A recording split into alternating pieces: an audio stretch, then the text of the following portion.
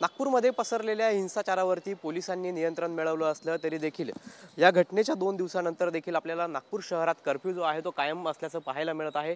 आपण सध्या नागपूर शहरातील चिटणीस पार्क परिसरामध्ये आहोत। याच ठिकाणी ही घटना जी आहे ती घडली होती आणि या ठिकाणी आपल्याला मोठा पोलिसांचा बंदोबस्त जो आहे तो या ठिकाणी पाहायला मिळत आहे। खरं तर या ठिकाणी आता 11 पोलीस ठाण्यांच्या हद्दीमध्ये कर्फ्यू जो आहे तो नागपूर पोलिसांकडून कायम ठेवण्यात आलेला आहे।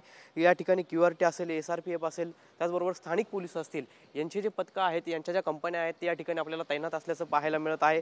नागरिकांनी घराबाहेर पडू नये, आवश्यक असेल तरच बाहेर पडावं अशा पद्धतीचं आवाहन नागपूर पोलिसांकडून करण्यात येत आहे। मात्र आपण सध्या या ठिकाणी जर नागपूरमध्ये बघितलं तर आपल्याला घटनेनंतर देखील 2 दिवसांनी तणावाची जी परिस्थिती ती नागपूरमध्ये पाहायला मिळत आहे।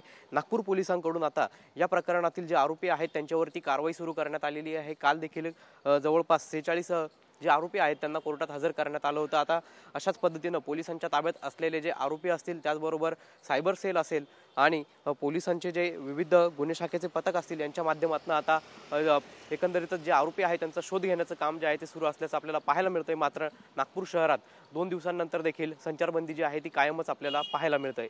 कॅमेरा पर्सन साईसह पवन येवले, TV9 मराठी, नागपूर।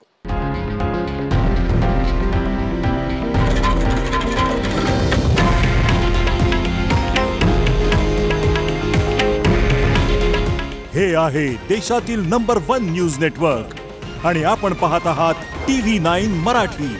काळजी तुमची, हित महाराष्ट्राचं।